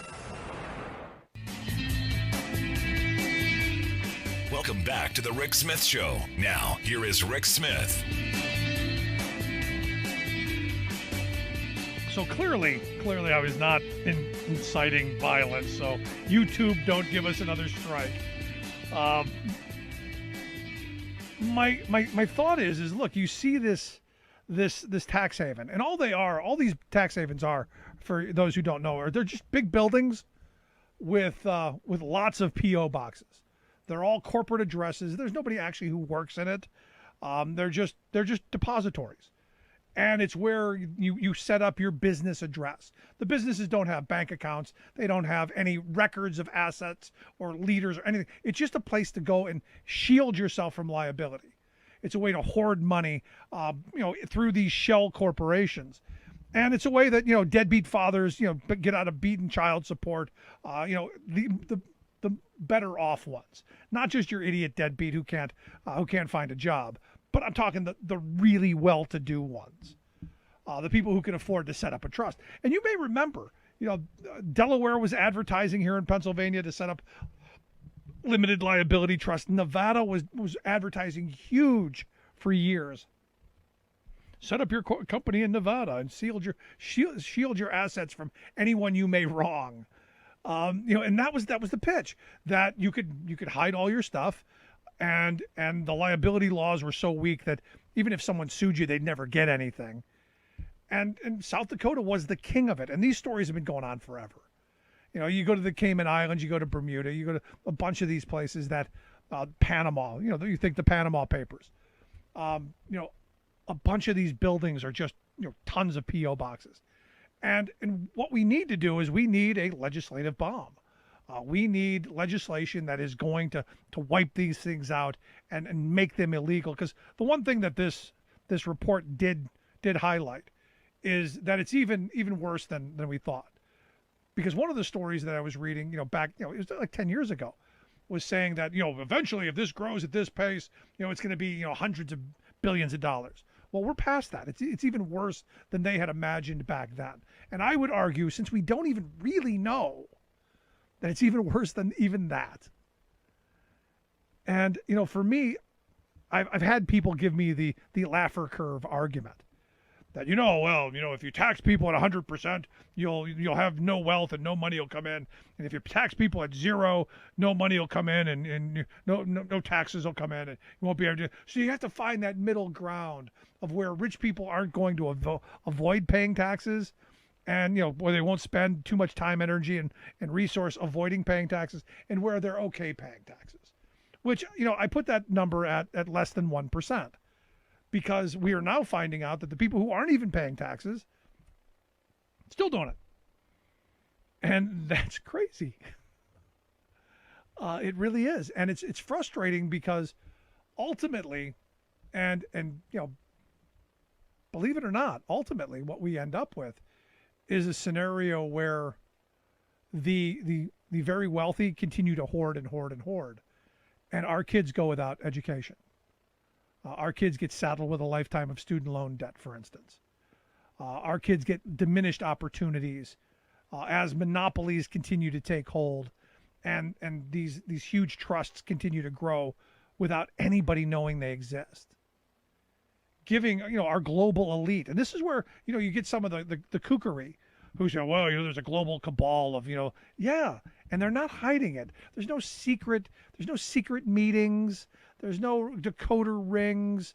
There's no weird handshakes and putting your thumb at your nose. There's none of that stuff. They hold their meetings. We know who they are. They're the Business Roundtable. They're the global elites in corporate America. We know who they are. They meet often. And they share the same network of advisors, an entire industry set up on cheating working people as much as they can possibly do it. For me, this is one of those moments of opportunity to unite the working class. Because here's the weird thing. I know Trump supporters who are just as ticked about this as I am. I know people who are the most anti-government people you'll ever meet, yet the government should do something about this. Yeah, could be a uniting thing. This could be, Joe Biden should come out tomorrow and go, you know what? They're telling me I can't have $3.5 trillion to get your kids' education, to get your grandmother some hearing aids and some teeth, to get your kids when they get out of high school an opportunity at a higher education, to make sure that you get to Social Security or to Medicare or to you name it, to end childhood poverty and homelessness, to do anything. They're telling me I can't do it because we don't have the money, and yet Yet, we got these criminals. And that's who these people are. These people are shirking their responsibility to this country. And just because South Dakota set up a legal framework for them to be able to cheat the rest of the country doesn't mean it's right. Because I had someone else tell me, well, you know, what they're doing is perfectly legal. No, you don't get to buy the system, change the rules to suit you, and then go, see, look, the rules say I can do whatever the hell I want to do. Because I wrote the rules. I bought the politicians. And then they fund all of these right-wing groups that tell you government's bad. Don't let government do anything. Put Google and Facebook on the UN. So that we can go and we can do more global kind of policy to ensure that we never hold these people accountable. Never. While they, of course, rob us blind. And there's so many of these studies out here, and this is why I get frustrated. Honestly, this is why I'm so frustrated all the time when these stories just pop up. Oh my gosh, look at this. We finally found it. Breaking news. Rich people are stealing. Breaking news. Rich people don't pay taxes. Breaking news. Oh my God, there's a global cabal of corporate thieves who are robbing us blind. Yeah, okay. Didn't we just go through this several times? Haven't we gone through this before?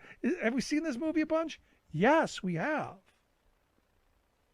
But what I haven't seen is the response to that movie where people really do go get the pitchforks. And by pitchforks, I mean vote. Throw these bums out. Put people into power who can't be bought.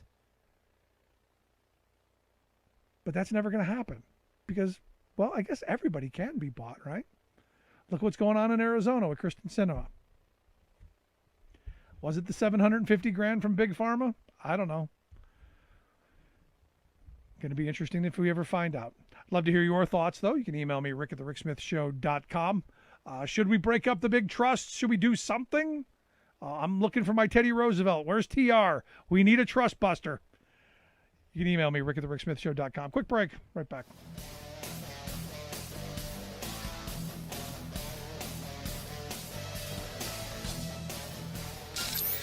Waving the flag of freedom for people, not corporations. Rick Smith.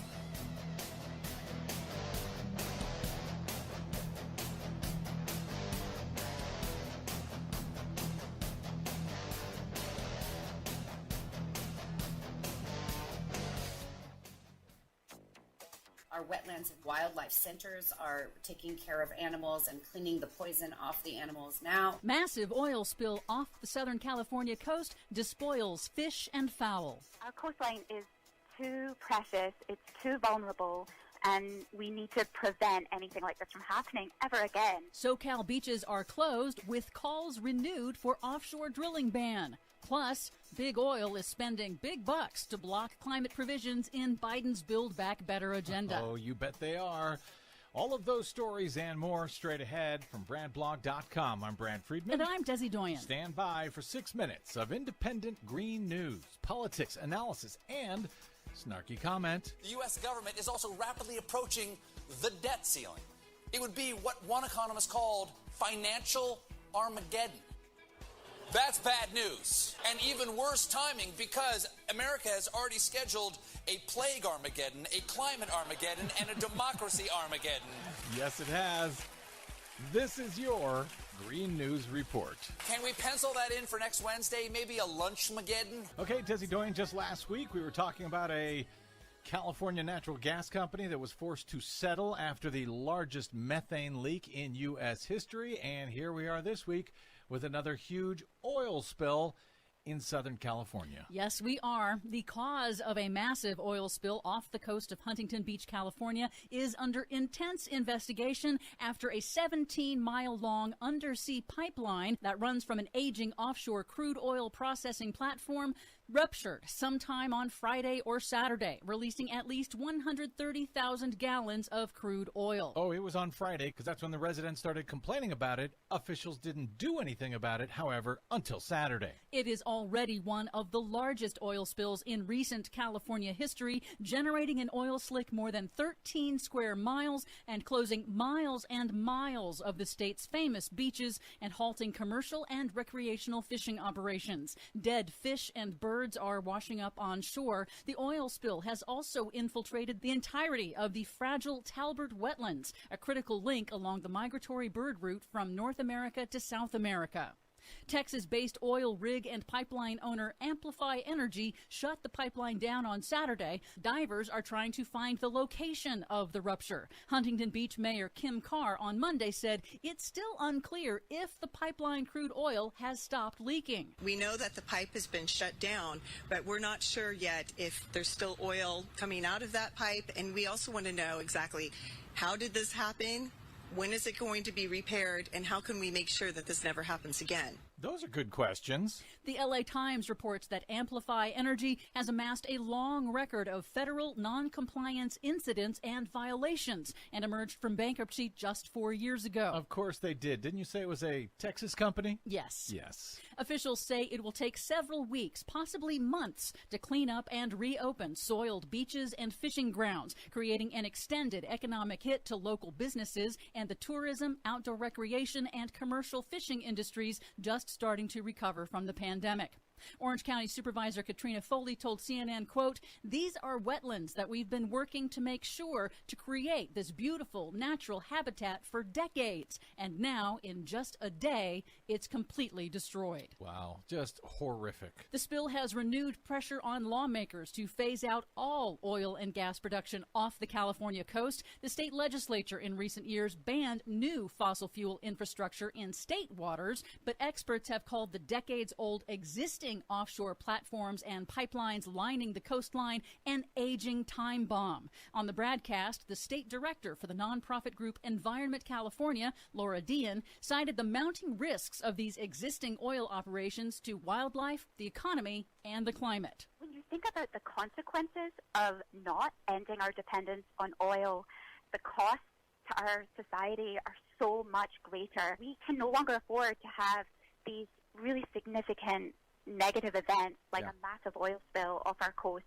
Meanwhile, in the nation's capital, big oil is spending big bucks to kill climate provisions in President Joe Biden's $3.5 trillion Build Back Better plan, now under tense negotiations in Congress. Here's independent Senator Bernie Sanders of Vermont on CNN. Insurance companies, the fossil fuel industry are spending hundreds and hundreds of millions of dollars to prevent us from doing what the American people want. Sanders is correct. CNN reports that since mid-August, the oil industry's powerful lobbying group, the American Petroleum Institute, alone has spent millions of dollars in ads in congressional swing districts to attack President Biden's plans and blitzing social media, including spending $500,000 on Facebook ads alone. Separately, ExxonMobil, the nation's largest oil and gas company, has spent at least $1.6 million on Facebook ads in opposition to the climate provisions in the bill. Of course they have. Let's hope we don't fall for it again this time.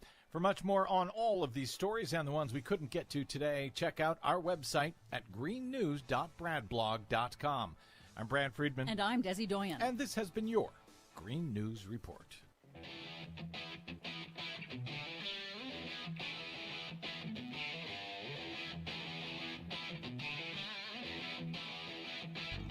Welcome back to the Rick Smith Show. Now, here is Rick Smith. So, fun story in my former hometown of Cleveland. Evidently, a guy running for Congress, this Max Miller, described as an all-around great guy, according to Donald Trump. I guess he's filed a defamation suit against the former White House press secretary Stephanie Grisham. Evidently, Miller and Grisham had been a thing.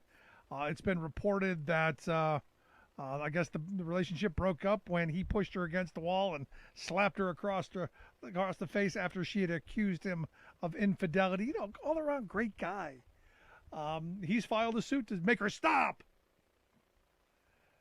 There you go. So all around great guy. So yay. Fun.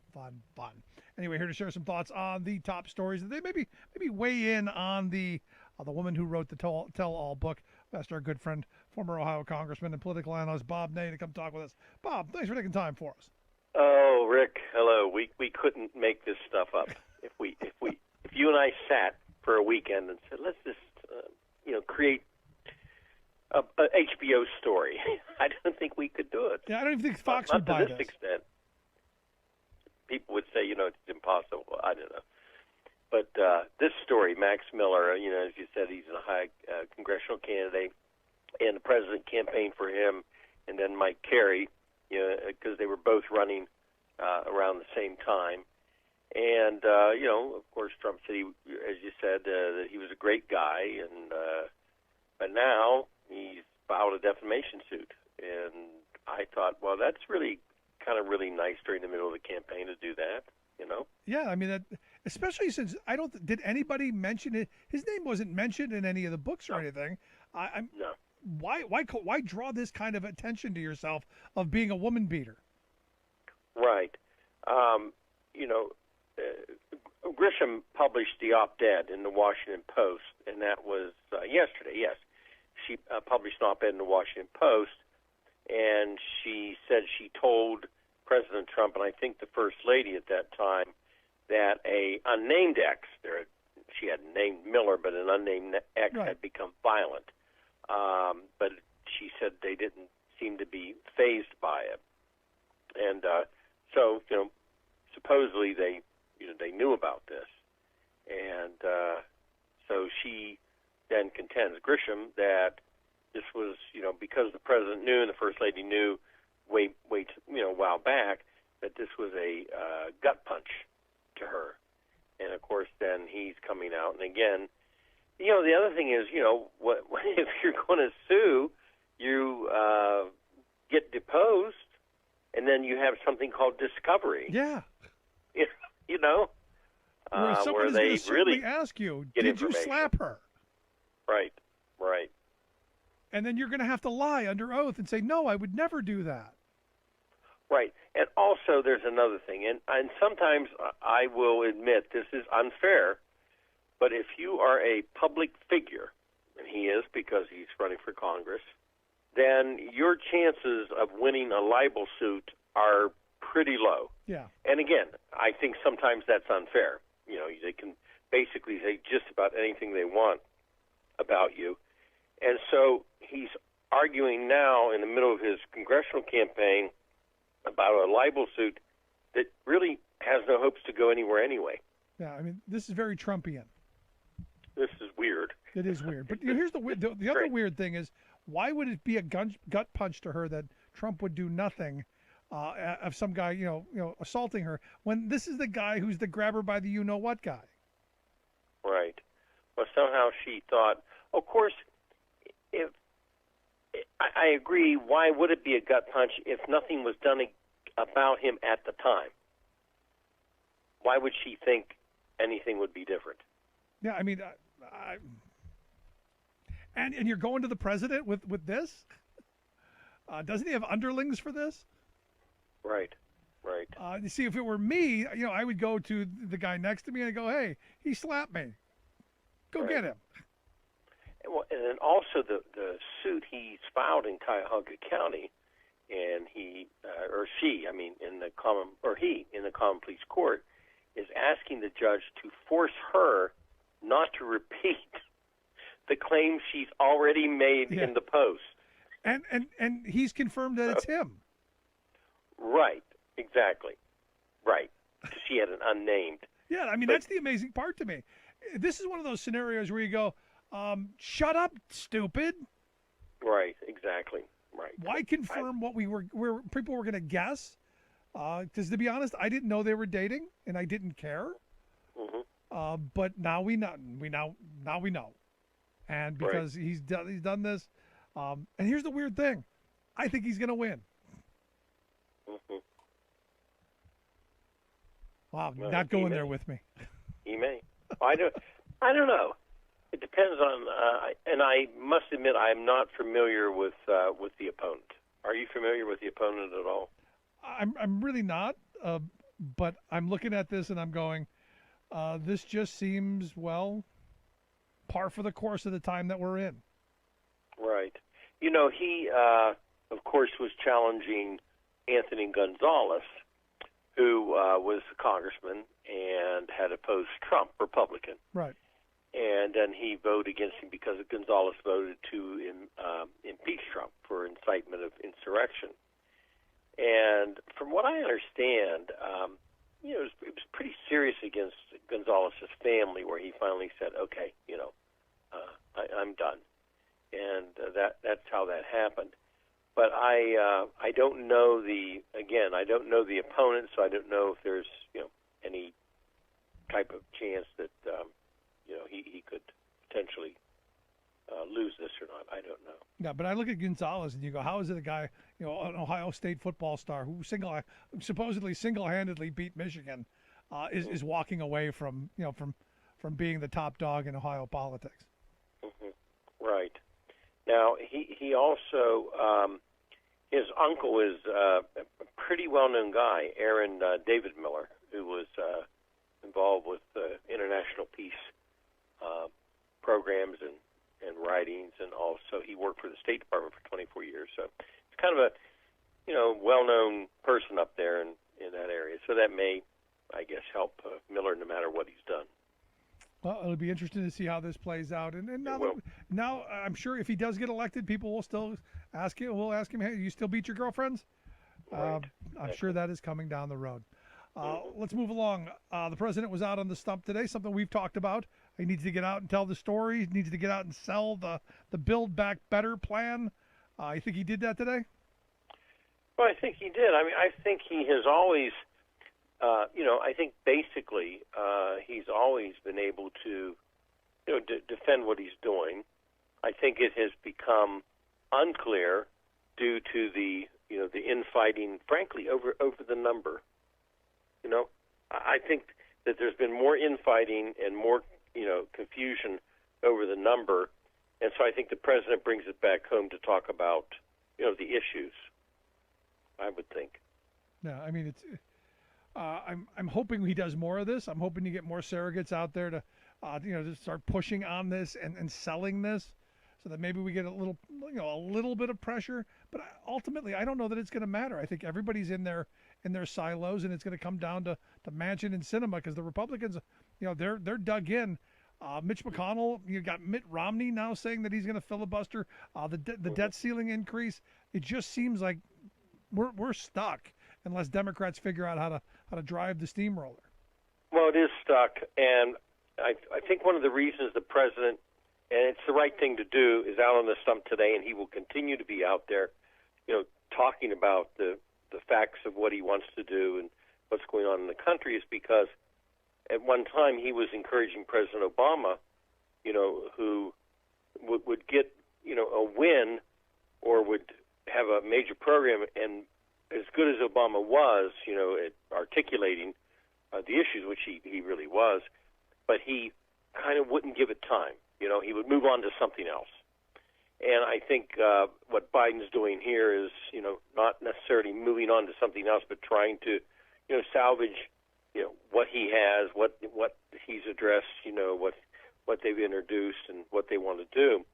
But again, the infighting, and it still baffles me, Rick, you and I have talked endlessly about this, but, you know, there's a number. And I think when President Biden addressed the private caucus meeting of the Democratic side the other day in the Capitol, he was throwing out numbers. He was saying maybe 1.9, maybe. I mean, he was throwing numbers out. And then he made a very valid point about the programs, which is what we've talked about too. So I think if there was a chance that this was going to stay at $3.5 trillion, I could see for the last 60 days these arguments.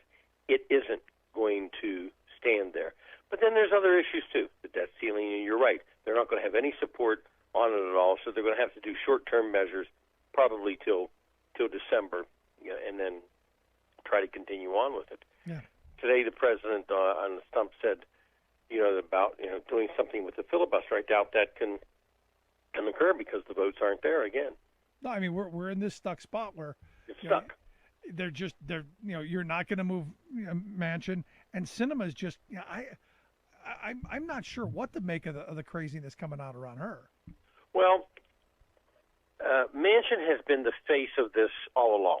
You know, it's been Manchin. Just, you know, Sinema's name came in only relatively really recently, Rick, as you know. And I think as angry as some people in the progressive movement have become with Manchin, the other day, a couple of the members of Congress at least gave him credit for, you know, being out front and at least it seems willing to discuss things. With Senator Sinema, it's a different ballgame. She's kept everything close to the vest.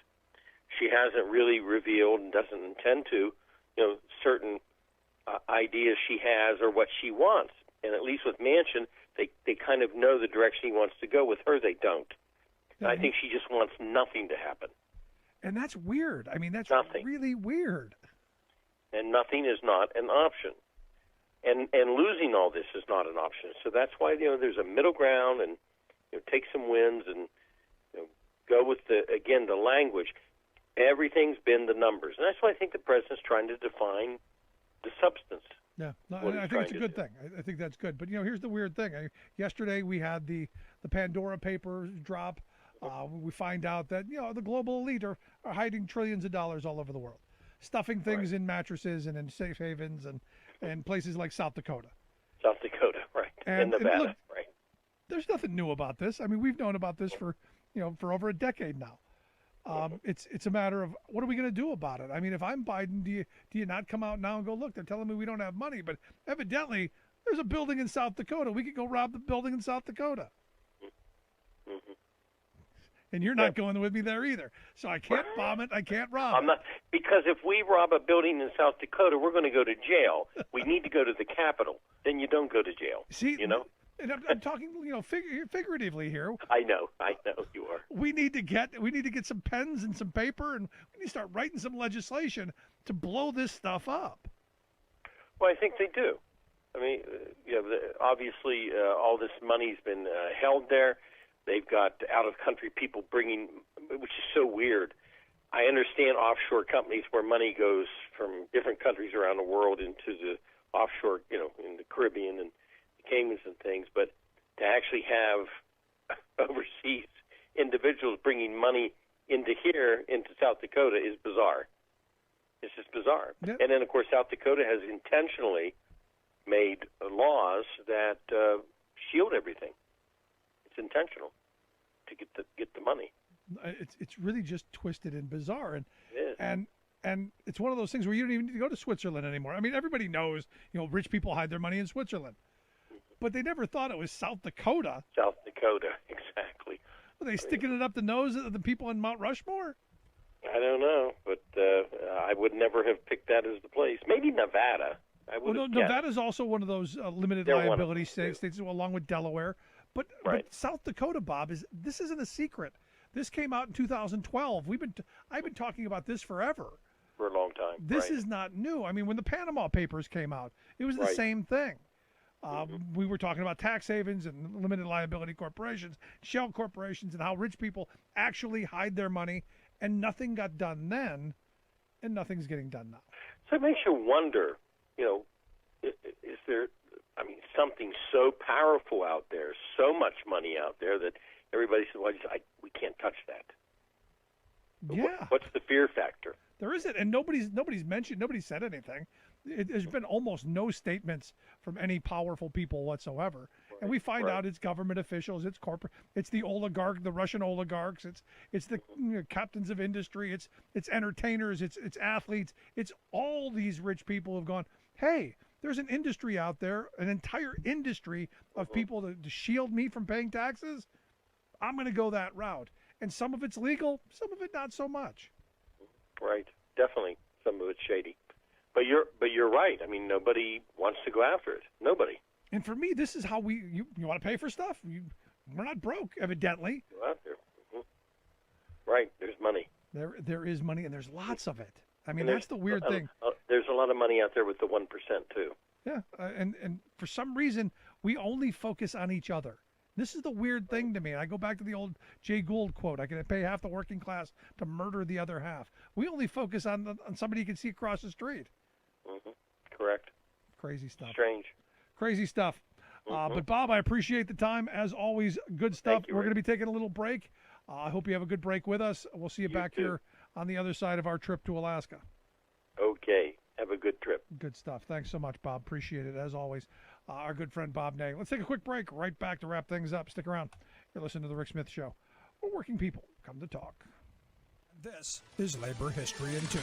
On this day in labor history, the year was 1945. That was a day known in Hollywood as Black Friday. After World War II, the movie industry began to rake in profits. But they did not pass those profits along to their employees. 10,000 members of the Conference of Studio Unions were on strike. They were part of the Brotherhood of Carpenters and Joiners. They were also in a jurisdictional battle with the International Alliance of Theatrical Stage Employees, or IATSE, over who should represent stage decorators. The strike wore on for half a year. The studios had more than 100 films backlogged and were able to wait out the strikers. But as the strike continued and the studios remained silent, pressure mounted. Despite the tensions between the two unions, thousands of IATSE members refused to cross the picket lines. On Black Friday, the strikers decided to concentrate their efforts at the Warner Brothers Studios gate. 300 picketers gathered to hold the line. Scabs, hired by Warner Brothers, tried to drive through the workers' picket lines to the studio.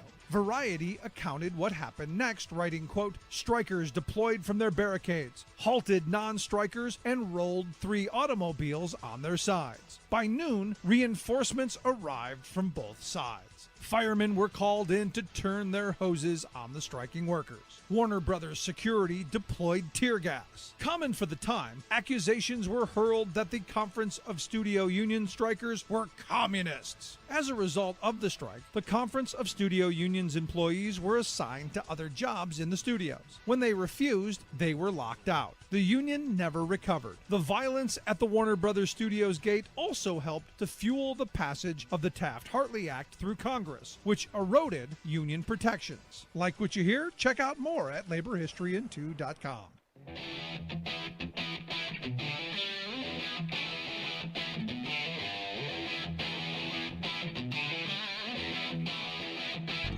Welcome back to the Rick Smith Show. Now, here is Rick Smith. So, today's our last show for a couple of days. A little break. Everyone needs a little break every now and again. And a little work. We're gonna be traveling to Anchorage, Alaska. One of my Teamster locals out there who brings us out for their stewards training sessions. Do a little speaking gig, do some training, do a show from there, and do some interviews, and do the kind of things that I really like doing. I like getting out amongst workers and talking about their stories and sharing some of their stories. But we're going to be taking some time off, little work, little vacation. I'm going to take the kids to Alaska to maybe we'll see the northern lights if it doesn't rain too much, because as it would be, it's going to rain while we're there. So I'm looking forward to seeing Alaska again. Looking forward to seeing our good friends in Teamsters Local 959 there in Anchorage, and share some thoughts and ideas of how we move this country forward, how we get things done. And we move this country forward for working people. Our goal is here on the program is always to try and figure out how do we create better lives? How do we make sure that the work we do benefits us and our communities? How do we get our government to do things that are going to move the ball forward so that we all do better? I still believe in some of those things I learned as a kid, that if you work hard, you play by the rules, you can get ahead. And for me, you do that through the collective bargaining process. You do that as a union member. And sometimes, it's not easy. Sometimes it's messy. Sometimes you're going to have tensions like Striketober. But that will make us stronger. That will move us forward. And I'm looking forward to that. And again, we're going to be taking some time off, playing some old shows. There will be things, obviously, to be heard. And maybe stick around to hear some of the most recent programs that we're going to throw out to highlight over the next couple of days. We will be back on the Tuesday next after